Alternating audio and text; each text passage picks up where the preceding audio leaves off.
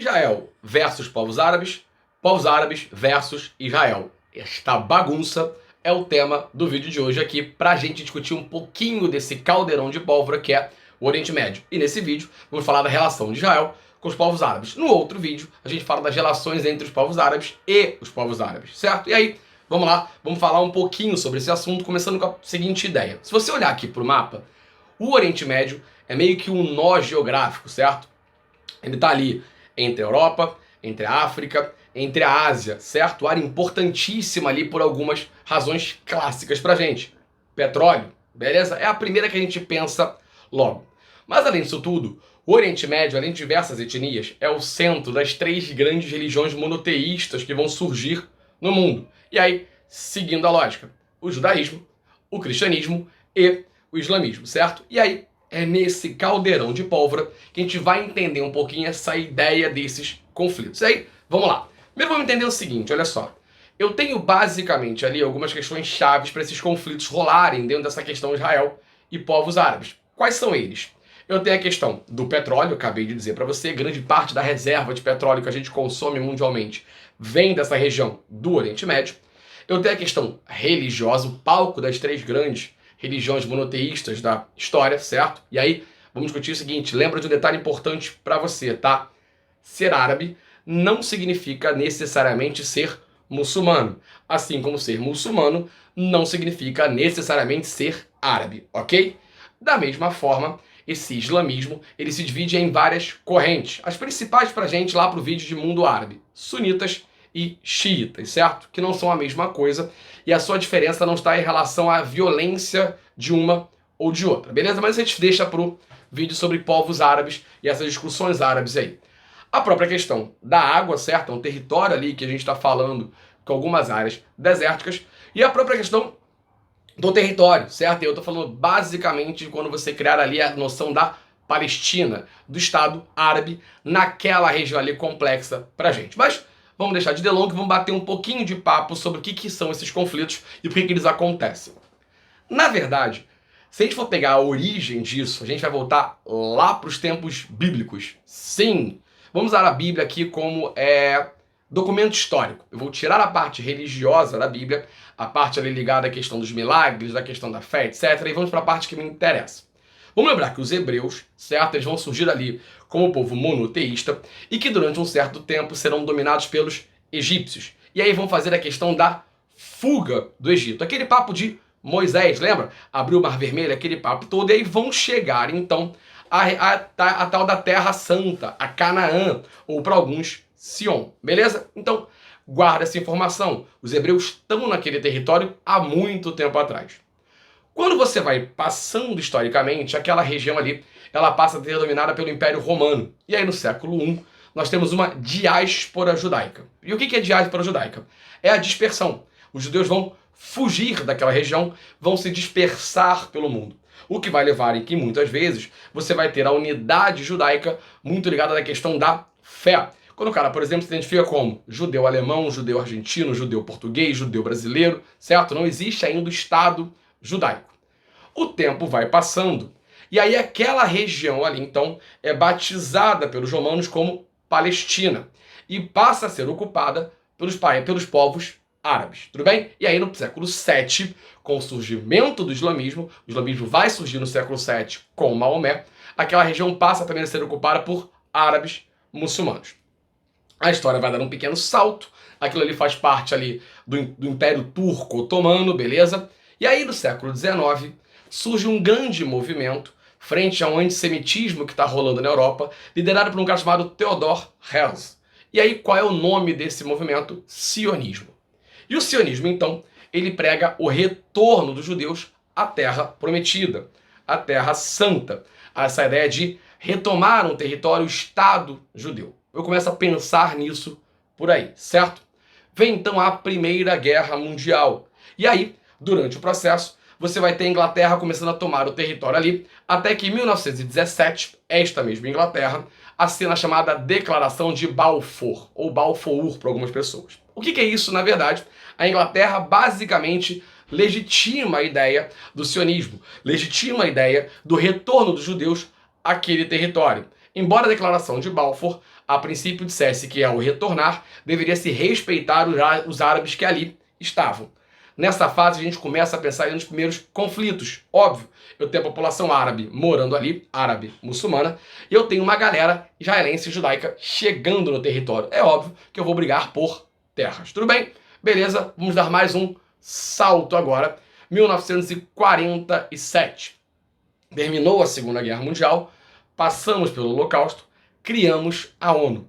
E a ONU, então, ela vai defender a ideia da criação de 2 estados para aquela região. E aí o mapa está aqui do lado. Um estado árabe e um estado judeu. Qual é o grande problema, na verdade? Se você olhar ali a proporção, certo? Eu tenho a proporção maior para o chamado estado judeu do que para o estado árabe. E tem Jerusalém ali como área neutra. E aí, rapidinho, só um adendo porque é importante. Por que Jerusalém é um lugar tão importante, na verdade, para as 3 religiões monoteístas? Porque Jerusalém é o local que, por exemplo, você tem o Muro das Lamentações. É a sede da terra prometida para os israelitas judeus. Você tem ali uma região de Al-Aqsa, ali onde você tem a série das mesquitas, onde Maomé teria ascendido aos céus. É o terceiro ponto principal da religião islâmica. Só perde para Meca e Medina. E é o lugar, por exemplo, da ideia do Santo Calvário de Cristo, por isso importante na religião cristã, certo? Por isso Jerusalém é um lugar tão importante religiosamente falando, além de ser, obviamente, um grande ponto turístico religioso hoje em dia. Mas aí, vamos lá. E aí, qual é o grande problema aqui? Essa divisão, ela vai colocar o seguinte: o maior território, o território que fica para os judeus, comporta uma população que ela é inferior, quase que 1/3 para alguns, da população árabe da região. Os números variam um pouco, em algo em torno de 500 mil judeus para 1,3 milhão de árabes naquela região. O que, obviamente, faz com que os árabes não aceitem essa divisão, beleza? Os árabes não estão aceitando nesse momento a ideia da formação dos 2 estados. Os judeus, sim. Bem, o que vai rolar então? 14 de maio de 1948. Eu tenho 2 eventos importantes aqui. O primeiro, a Inglaterra abre mão da sua lógica de mandatária daquela região árabe, palestina, israelense, beleza? Tranquilo? A Inglaterra tinha aceitado a divisão da ONU e ela sai como dominadora. E Davi Ben-Gurion cria o Estado de Israel. Pronto, beleza, está organizado o problema. Começaram as guerras. E aí, pra gente aqui, vão ser basicamente 4 os conflitos que me interessam, 4 conflitos árabes israelenses. Na ordem: a Guerra de Independência, entre 1948 e 1949, a Guerra do Suez, em 1956, a Guerra dos 6 Dias, em 1967, e a Guerra do Yom Kippur, em 1973, beleza? Além da própria questão da Palestina. E aí, vamos organizar isso aqui com calma. Vamos começar com o primeiro momento, a Guerra da Independência. Criado o Estado de Israel por Israel, você vai ter uma Liga Árabe ali formada por Egito, Líbano, Jordânia, Síria e Iraque, invadindo esse recém-criado Estado de Israel. Qual o objetivo? Reconquistar o território. Beleza? Vai dar certo? Não. Israel vence. E aí, dica para você em prova, tá? Israel vence todos os conflitos árabes israelenses. Ah, e uma coisa interessante, geralmente com o apoio do capitalismo, naquela lógica ali das potências capitalistas, naquela lógica ali de Guerra Fria. A grosso modo, guarda o seguinte: Israel é o ponto de apoio, é apoiado pelo lado capitalista na Guerra Fria, e esses povos árabes, esse mundo árabe é apoiado pelo lado socialista da Guerra Fria. Óbvio que isso vai ter diferença quando eu falar de guerra de árabes contra árabes, certo? E aí, Israel ganha a guerra e automaticamente ocupa territórios, certo? Israel cresce territorialmente. Israel vai pegar territórios da Galileia, o deserto de Negev, a Cisjordânia passa a ser dividida em 2. Uma parte ocidental, que é ali com Israel, e uma parte oriental, que é a Jordânia, certo? E a faixa de Gaza fica sob o comando do Egito. Então nós temos a primeira guerra árabe-israelense. Tudo bem? Beleza. O tempo passa, e aí então, em 1952, eu tenho o fim da monarquia de um rei chamado rei Farouk, no Egito. E o fim dessa monarquia de Farouk leva à subida ao poder de um cara chamado Nasser, beleza? E aí, qual é o grande problema?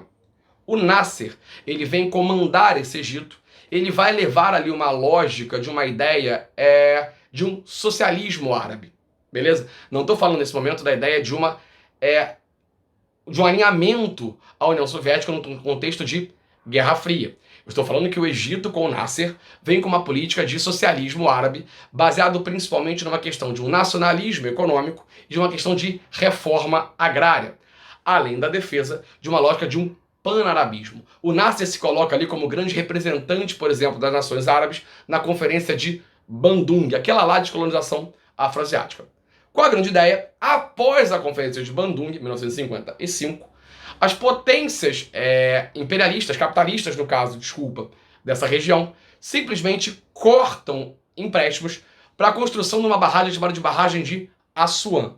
A reação do Nasser é simplesmente nacionalizar a companhia inglesa que administrava o canal do Suez, certo?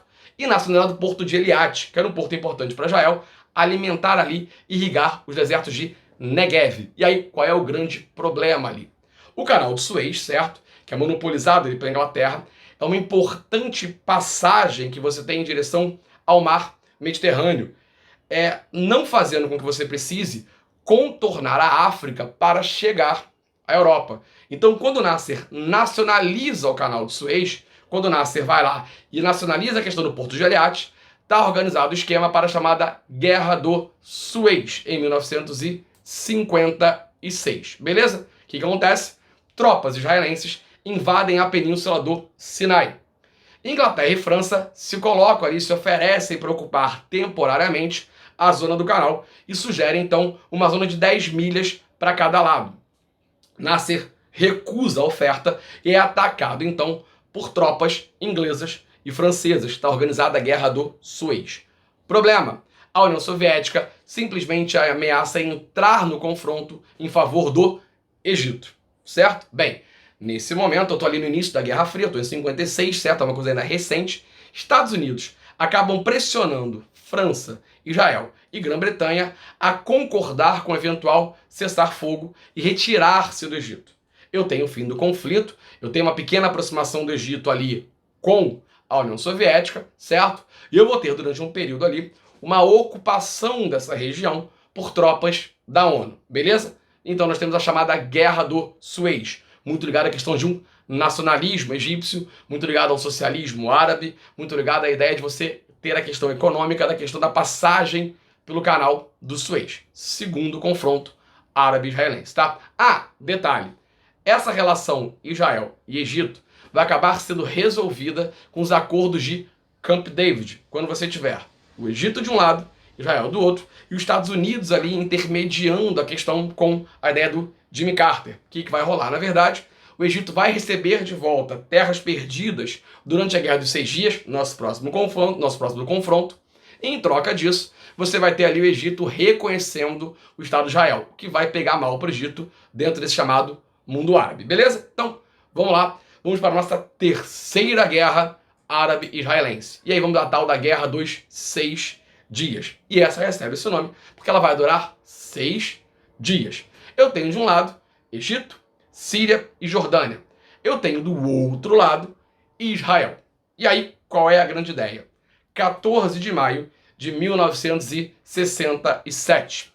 O Egito, Nasser, mobiliza uma série de soldados na fronteira com Israel e solicita que as forças de paz da ONU, que estavam no território desde 1957, se retirem, certo? Pois bem, para fazer pressão, o que o Egito faz? O Egito ele vai fazer um bloqueio naval em relação a Israel no chamado Estreito de Tirã, certo? E o Estreito de Tirã é o único acesso marinho, certo, que o Estado judeu tem, que Israel teria, para poder chegar ao mercado asiático. E mais importante do que isso, é a sua rota para poder receber petróleo que vinha do Irã, que era o principal provedor a Israel naquele momento. E essa dúvida é, peraí, o Irã? Por que você está pensando no Irã do recente, no Irã daquela lógica do anti-americanismo, certo? Mas calma, esse Irã que você está pensando, ele vai rolar só a partir de 1979, com a Revolução Islâmica do Irã. Até o momento, não. Até aí, o Irã é comandado ali pelo Reza Pahlavi, o Shah Reza Pahlavi, com uma política muito pró-Estados Unidos, e aí, de alguma forma, pró-Israel. Calma, tá? O que importa é, estas medidas egípcias vai levar então que na manhã do dia 5 de junho, Israel faça um ataque fulminante às tropas, a ideia da força aérea egípcia. Israel vai destruir 90% da força aérea do Egito no solo, sem nem levantar voo. E aí, vambora, segue em frente. Durante 6 dias, eu vou colocar aqui do lado, grandão para você, exatamente os 6 dias de guerra. Israel vem tomando territórios em cima de territórios. No 6º dia, finalmente, sábado 10 de junho, Israel assina um cessar-fogo. E aí é nesse processo, nesse caminho aí, por exemplo, que Israel vai conquistar, vai dominar Jerusalém Oriental. E aí você terá o Dia de Jerusalém, que é uma das questões que levaram, por exemplo, a essa crise atual, hoje, 2021, entre Israel e a Palestina, certo? E aí temos a Guerra dos 6 Dias, Israel vencendo, anexando mais territórios, aumentando seus territórios. E aí uma coisa interessante é a seguinte, quais são as consequências disso? Eu tenho a ideia, primeiro, da questão de um aumento territorial israelense, certo? Eu tenho a derrota da lógica do Nasser, o enfraquecimento do Nasser e dessa lógica de um pan-arabismo. Para alguns autores, eu vou ter uma reação do mundo árabe com o incremento de movimentos islâmicos mais radicais, entre eles, por exemplo, o atentado terrorista que a gente vai ter na Olimpíada de Munique, em 1972. Outro caso fundamental e importantíssimo para a gente. É nessa fase, pós-Guerra dos 6 Dias, que a gente começa a organizar ali os assentamentos judeus nessa região da Cisjordânia e da faixa de Gaza. E na verdade, o que é isso na verdade? Eu vou colocar colonos judeus que vão ocupar territórios vencidos nesse período da Guerra dos 6 Dias e aí anexando esse território com uma galera judaica morando ali, protegido basicamente por tropas judaicas dentro de territórios que estariam desse mundo árabe, dessa Palestina, dessa questão da Cisjordânia. Qual é o grande problema aqui? Para grande parte, por exemplo, da comunidade internacional, das Nações Unidas, certo? Você vai para o próprio acordo jurídico internacional, os assentamentos são ilegais. São ilegais por quê? Porque você não pode transferir população para áreas conquistadas, dominadas em período de guerra, militarmente falando. Porém, Israel alega que não é crime, uma vez que, até então, você não tinha, na verdade, nada que garantisse, até 67, uma soberania clara sobre a Cisjordânia. E aí, essa lógica dos assentamentos, por exemplo, essa ideia é o que está acontecendo e levando você a entender hoje, em 2021, esta nova crise, quando você tem, por lado ali de uma direita israelense, de uma questão israelense muito ligada à figura do Netanyahu, a ideia de você estar retirando palestinos de territórios para colocar judeus naquele território. E aí é outra das ideias que levam a esses confrontos que você está vendo agora em 2021. Beleza? Então nós temos a nossa terceira guerra árabe-israelense, a Guerra dos 6 Dias. E aí vamos para o quarto confronto. E aí talvez pra gente aqui, que estuda um pouquinho história para o caso de governo brasileiro, seja a mais importante, que é a chamada Guerra do Yom Kippur. E aí, vamos lá. O que é o Yom Kippur, certo? Yom Kippur é o dia do perdão no calendário judaico. E aí, no dia 6 de outubro de 1973, o dia do Yom Kippur, Egito e Síria atacam Israel. Isso dá origem à chamada Guerra do Yom Kippur, certo? Que não deixa de ser também uma resposta egípcia por conta da derrota na Guerra dos 6 Dias. O conflito ali vai durar mais ou menos 20 dias, certo? A Guerra do Yom Kippur. E ela vai acabar principalmente graças a uma intervenção dos Estados Unidos, da ONU e da União Soviética para um cessar-fogo. Beleza? A União Soviética, inclusive, ameaça entrar na guerra em favor do seu aliado, a Síria. Ou você acha sinceramente que a Rússia apoia a Síria só nesse momento? Rússia e Síria são aliados desde que a Rússia ainda era a União Soviética. Mas isso é um papo para mundo árabe no próximo vídeo. Qual é o grande problema, então? Israel aceita o cessar-fogo, porém não devolve nenhum território conquistado a partir até a Guerra dos 6 Dias. Então, na verdade, o que você percebe é, ao longo desses conflitos, Israel cresce o seu território. Ao longo desses conflitos, Israel aumenta territorialmente, pega ali, obviamente, uma galera que mora, que é árabe, que acaba sendo obrigado a se refugiar. Você tem os palestinos refugiados ali na área da Jordânia, saindo ali daquela região, beleza? Só que por que a Guerra de Yom Kippur ela é tão importante pra gente? E aí, vamos entender isso da seguinte forma. Num contexto macro, certo? Num contexto ali maior pra gente, o que vai rolar?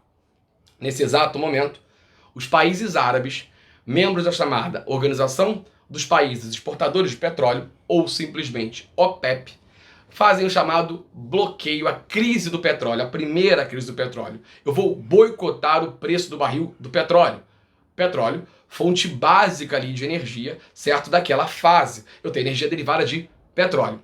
Isso vai levar, por exemplo, a uma crise enorme internacional do lado capitalista da história, chamada crise do petróleo. Eu tenho a primeira, neste momento, ligada ao Yom Kippur, e a segunda ligada à Revolução Islâmica do Irã e à guerra do Irã-Iraque, que é o papo do outro vídeo. No modelo macro, essas duas crises do petróleo, 7.3 e 7.9, vão acabar colocando meio em xeque o teu modelo capitalista de welfare state, aquele previsto lá no New Deal, lá do Roosevelt, no qual o Estado intervém em alguns setores da economia para poder superar a crise de 29. Isso vai trazer em decorrência um crescimento absurdo de uma nova lógica de modelo capitalista, o chamado neoliberalismo, que vai ter aonde basicamente no lado capitalista potência seus principais modelos. A Alemanha do Helmut Kohl, os Estados Unidos do Ronald Reagan e a Inglaterra da Margaret Thatcher. No caso brasileiro, por que isso é tão importante? Porque eu vivo a fase do governo Médici. E o governo Médici, ele vem com uma coisa chamada de milagre brasileiro. Uma política econômica baseada numa entrada maciça de capital estrangeiro, o que leva automaticamente uma elevação do PIB brasileiro, a tal das obras faraônicas. E aí, cuidado, tá? Elevação do PIB brasileiro não significa melhor distribuição de renda.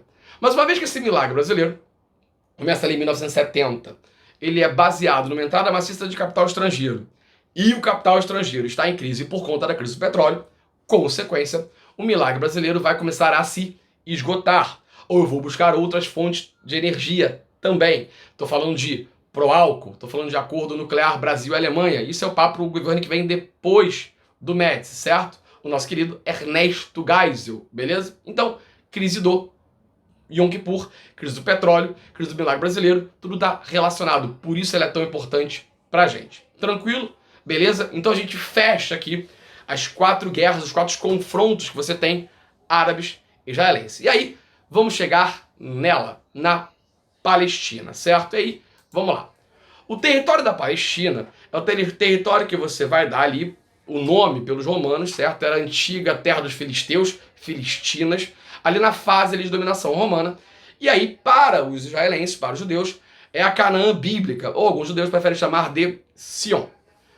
Quando você tem essa ideia dessa dominação, dessa disputa que você tem ali dentro dessa lógica, dentro dessa formação de Israel e do mundo árabe, vai surgir a partir da década de 1960, para ser mais exato, em 1964, a chamada Organização para a Libertação da Palestina, ou OLP, certo? Liderado por um cara muito famoso pra gente, conhecido como Yasser Arafat.